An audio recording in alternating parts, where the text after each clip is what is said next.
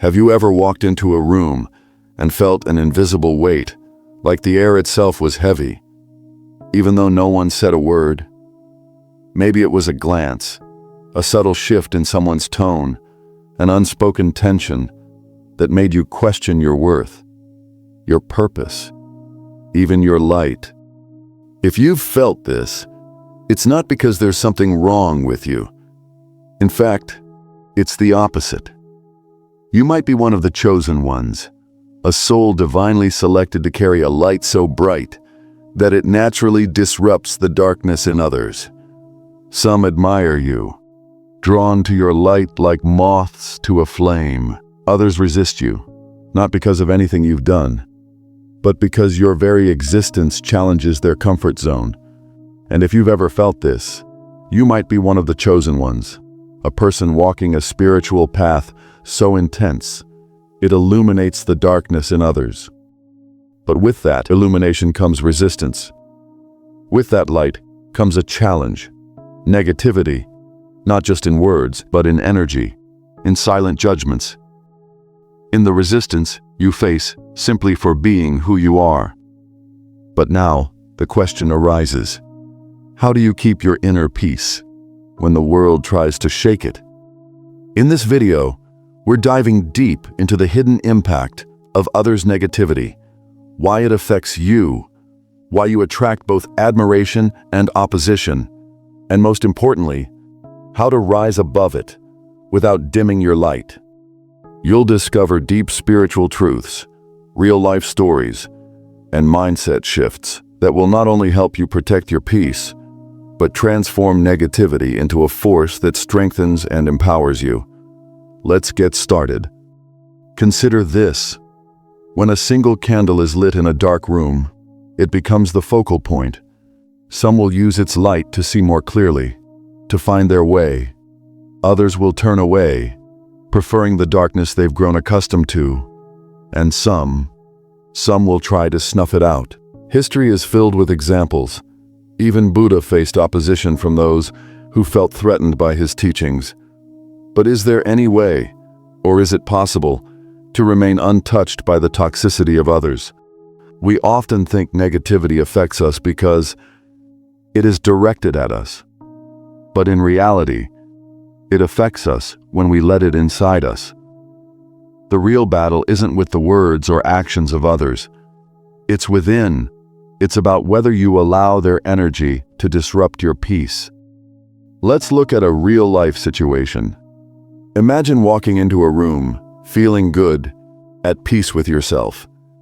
Then someone scoffs at you, makes a passive-aggressive comment, or gives you a dismissive glance. Immediately, you feel a shift. Your chest tightens. Your mood darkens. There's an ancient story of a Zen master who was insulted by a man. The master simply listened, smiling. When the man finished, the master asked, "If someone offers you a gift and you do not accept it, to whom does the gift belong?" The man replied, "To the one who offered it." "Of course," the master nodded. "Then why are you accepting the gift of anger?" This is the essence of spiritual strength, not suppressing emotions, but transcending them, learning to observe negativity without absorbing it. Friends, we often think of negativity as harsh words, criticism, or open hostility, but its most powerful form is invisible. It's energetic. It seeps into the spaces between people, in unspoken glances, in the tone of a voice, in the subtle shift of body language. This isn't just a poetic idea. It's rooted in both science and spirituality. To understand it better, let's explore the science of emotional contagion. But we must look at the idea of mirror neurons. These are special cells in our brains that light up when we observe someone else's emotions or actions. They're the reason you wince when you see someone stub their toe, or why you start yawning after someone else does. But it's not just physical reactions. Emotions are contagious too. A study from the University of Michigan found that emotions, especially negative ones like anger or sadness, can spread like wildfire through social groups. It's why spending time with a constantly pessimistic person can leave you feeling down, even if your day was going fine before. Your brain is wired to mirror the emotional states of others, often without your conscious awareness. Now, add a spiritual layer to this idea. Many spiritual traditions talk about vibrational energy, the belief that everything, including our thoughts and emotions, carries a frequency. Positive emotions like love, gratitude, and joy vibrate at higher frequencies, while fear, anger, and jealousy vibrate lower. When you're around someone radiating low-frequency energy, it can pull your own vibration down if you're not careful. It's like tuning forks. Strike one tuning fork, and if another fork of the same frequency is nearby, it will start to vibrate too. That's what happens with emotions. If your tuning fork isn't grounded in your own frequency, you'll start resonating with whatever energy surrounds you. It's like the crab mentality. Imagine a bucket full of crabs. If one crab tries to climb out, the others will reach up and pull it back down. Not out of malice. They're just reacting instinctively. But the result is the same. No crab escapes. This bucket of crabs phenomenon isn't limited to crustaceans. It's all around us. Whenever someone tries to rise above mediocrity, break old patterns, or follow an extraordinary path, there will be people, friends, family, even strangers, who unconsciously try to pull them back down. And it happens because your growth highlights their stagnation. Your courage shines a light on their fears. Your authenticity makes their masks feel uncomfortable. It's not always about hate or jealousy. Often, it's simply discomfort. People feel safe when others stay the same because it validates their own choices. When you change, it forces them to face truths they might not be ready to see. And this is the harsh, bitter truth of this world. My friends, let me tell you a strange, almost cruel paradox in this world. Those who are chosen, those who carry a light within them, often find themselves walking through the deepest shadows. It is not because they seek conflict, nor because they wish to stand apart, but simply because they exist as they are. Light does not ask for permission to shine, yet darkness will always attempt to extinguish it. Imagine a young child, full of dreams, speaking about changing the world. At first, they are met with smiles, nods of encouragement, maybe even admiration. But as that child grows and begins to act on those dreams, the world changes its tune. Now, there are whispers of, "Who do you think you are?" or "You're being unrealistic." Their light, once seen as innocent, is now a threat. History is littered with such stories. Buddha was not ridiculed because he lived as others did. He was ridiculed because he dared to question the illusions people clung to. Martin Luther King Jr. did not face hatred because he was silent. He faced it because his voice demanded a world that many were not ready to accept. But have you ever thought, why does this happen? Why is resistance a natural companion to those who are divinely guided? The answer lies not in the chosen ones themselves, but in those who watch them. People project their inner turmoil onto those who reflect something greater than themselves. The moment someone steps into their higher calling, they become a mirror, showing others their own fears, doubts, and unfulfilled potential. And not everyone can handle that reflection. There's a famous quote by German philosopher Arthur Schopenhauer. All truth passes through 3 stages. First, it is ridiculed. Second, it is violently opposed. Third, it is accepted as being self-evident. This is the path of every chosen one. They are mocked for seeing differently, attacked for daring to bring change. And only when time has done its work do people finally admit they were right all along. But what does this mean for you? Have you ever noticed that the moment you decide to grow, to step into something greater, resistance meets you at the door? Perhaps you've tried to break a generational curse, to live differently from those before you. only to be met with skepticism, even hostility. Perhaps you've voiced an idea that no one else dared to speak, and suddenly, you find yourself alone. My friends, resistance is not proof that you are wrong, it is proof that you are doing something right. The higher your calling, the stronger the opposition. The more you push towards your purpose, the louder the voices of doubt will become, sometimes from others, sometimes from within yourself. But the fact that resistance exists is the very evidence that you are on a path worth walking. So the question is not whether resistance will come. It always does. The question is, will you let it stop you? Think deeply and answer to yourself. My friends, navigating emotionally charged conversations is an art, a delicate dance between the heart and mind, where words can either heal or harm. It's easy to believe that the louder voice wins, that the sharpest comeback proves superiority, but true wisdom lies elsewhere. As the saying goes, you don't have to attend every argument you're invited to. Sometimes, the greatest power comes not from speaking, but from knowing when to stay silent. Well, silence is a very simple and convenient word, but is often misunderstood. People think it means weakness, avoidance, or defeat. But in reality, silence can be a fortress, a space where clarity is born.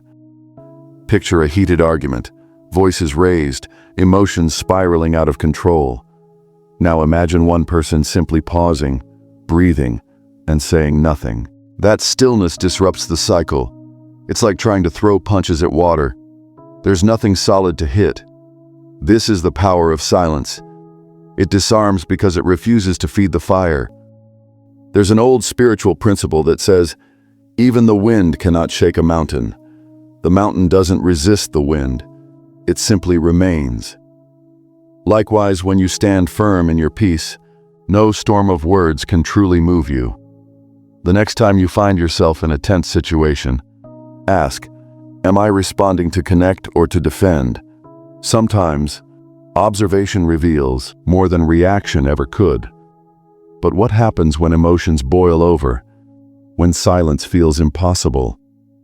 This is where emotional alchemy comes in, the ability to transform negativity into growth. Now let's for a moment think of these emotions as raw energy.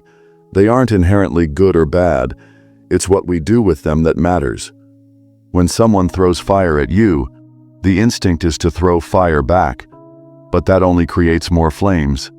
Instead, respond with water, coolness, calmness, reflection. My friends, some simple breathing techniques can be transformative. Inhale deeply through your nose. Hold for a few seconds. Then exhale slowly through your mouth. This isn't just mindfulness stuff. It physically calms your nervous system, signaling to your brain that you're safe, even if your emotions are screaming otherwise. Now visualize your anger as a wave. It rises, peaks, and eventually falls. But you are not that wave. You are the ocean beneath it, vast, deep, and unaffected in the long run. Imagine a king in his throne room. He doesn't allow every passerby to stroll in and disrupt his peace, not out of arrogance, but because his space is sacred. Your energy deserves the same respect. You don't have to entertain every opinion, engage with every critic, or absorb every emotion thrown your way. Detachment doesn't mean you don't care. It means you care enough about your well-being to choose what's worth your time and energy. So the most practical and simple tip here is that, before entering a potentially tense conversation, ground yourself. Visualize a protective barrier around you, not to shut people out, but to remind yourself that you control what enters your emotional space. Practice selective engagement. Just because someone speaks doesn't mean their words require a reaction. Reflect this idea on your own life. Think of a time when a simple pause could have changed everything, or a moment when walking away would have saved your peace. The goal isn't to win every argument, it's to win your inner peace.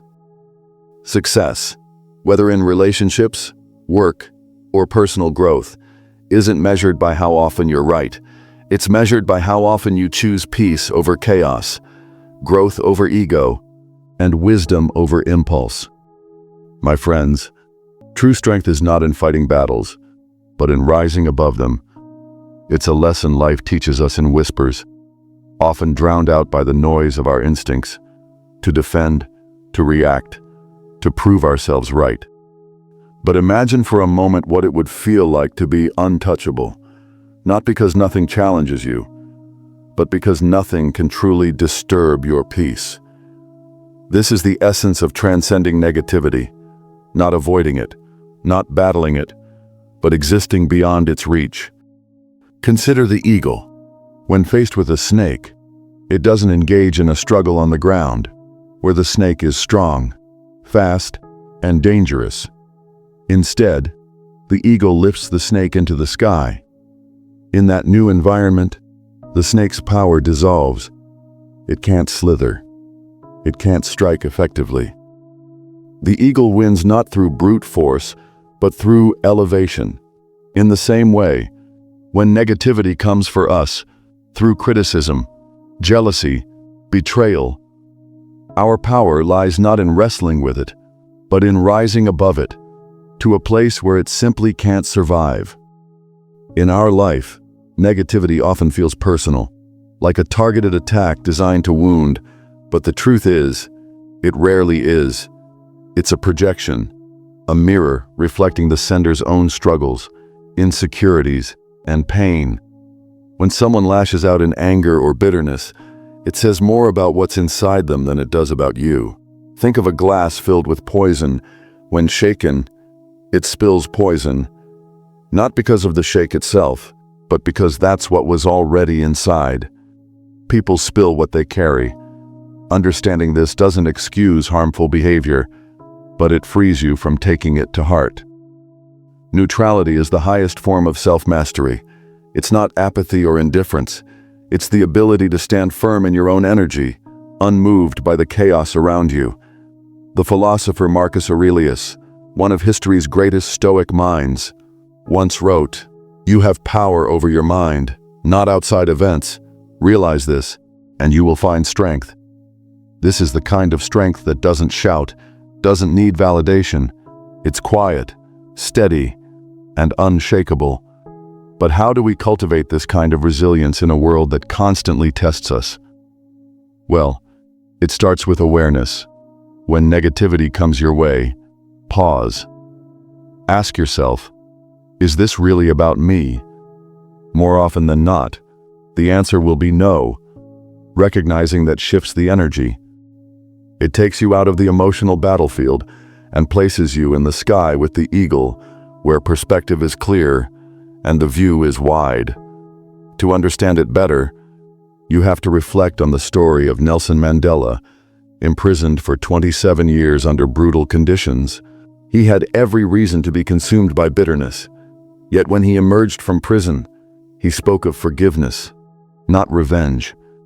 His words were simple but profound. Resentment is like drinking poison and then hoping it will kill your enemies. Mandela understood that clinging to negativity only poisons the one holding it. Transcendence isn't about ignoring pain, it's about refusing to be defined by it. In your own life, think of the times you've been hurt, criticized, or misunderstood. Did reacting in anger ever truly make you feel better? Or did it just prolong the pain? Now imagine responding with neutrality, not coldness, but calm. Not letting someone's darkness dim your light, that is power. Success, wellness, spirituality, they all thrive in the space where negativity loses its grip. When you stop trying to control how others treat you and start mastering how you respond, you become untouchable. Not because the world has changed, but because you have. You were not chosen to conform, but to transform, to be the calm in the storm, not the storm itself. This is the silent truth woven into the hearts of those who feel the weight of a higher calling. It's not always a glamorous path. In fact, it often feels lonely, misunderstood, even painful. But the calling isn't about comfort, it's about purpose. And purpose rarely grows in easy soil. Imagine standing in the middle of chaos, voices raised, tempers flaring, the world pulling you in every direction. The natural instinct is to match that energy, to push back with the same force. But the divine perspective asks something different. It whispers, "Be the calm," not because you're indifferent, but because you're anchored. Chosen ones are not here to mirror the chaos. They're here to transcend it. Think of the ocean. On the surface, waves crash wildly, but deep below, the water remains still, untouched by the turbulence above. That depth, that stillness, that's what it means to be connected to your higher purpose. Life will throw storms your way. People will misunderstand you, criticize you, even betray you. But your energy is sacred. It's not meant to be scattered in battles that don't deserve your attention. It's meant to be cultivated, protected, and allowed to lead. But here's the hard part. Being chosen doesn't mean life will be easier. In fact, it often means the opposite. You'll be tested, stretched, and challenged in ways others may never understand. Why? Because transformation requires friction. Diamonds are formed under pressure. Steel is forged in fire. Your soul, too, is refined through trials. Not to break you, but to reveal the strength that was always there. You don't need to prove your worth, defend your path, or convince others to see what you see. Your light isn't dependent on their recognition. It exists because you exist. And the more you nurture that light, through self-awareness, spiritual practices, acts of kindness, the stronger it becomes. Ask yourself, am I reacting to the world, or am I responding from my soul? There's a difference. Reaction is impulsive, fueled by ego and emotion. Response is intentional, rooted in wisdom and purpose, when you operate from your higher self. Even your silence carries power. A lighthouse doesn't run around the coastline trying to save ships. It stands tall, steady, shining its light. The ships find their way because the lighthouse stays true to its purpose. You are that lighthouse. You don't have to chase validation or control outcomes. You just have to be who you are, fully, unapologetically. Let your light be so strong that no darkness can diminish it. Not by fighting the darkness, but by shining so brightly that the darkness simply cannot exist in your presence. That is your purpose. That is your power. My friends, life will test you. Not once, not twice, but over and over again. It will send storms your way. People who misunderstand you, situations that shake your spirit, and moments that feel too heavy to carry. But here's the truth that many forget. You were never meant to be shaped by the storms. You were meant to be the calm within them. You weren't placed here to absorb the chaos around you, but to stand as a beacon, unwavering, even when the winds howl and the skies darken. And the divine key to shine in any situation is, be the calm. If this message resonates with you, type in the comments, be the calm, and let the universe know your decision. If these words stirred something in you, like this video, share it with someone who needs to hear it. Let's create a ripple effect, a wave of voices standing in their truth. And my friends, you are here not just by accident. Maybe you felt it, that quiet knowing deep inside, that you're meant to live differently, to lead with purpose, to be the calm in someone else's storm. If so, you're not alone. There's a community of people just like you. People who are choosing peace over chaos, purpose over distraction, light over darkness. And if you're ready to walk this path with others who feel the same, join us. Join this community of chosen ones. Because together, our light isn't just strong, it's unstoppable.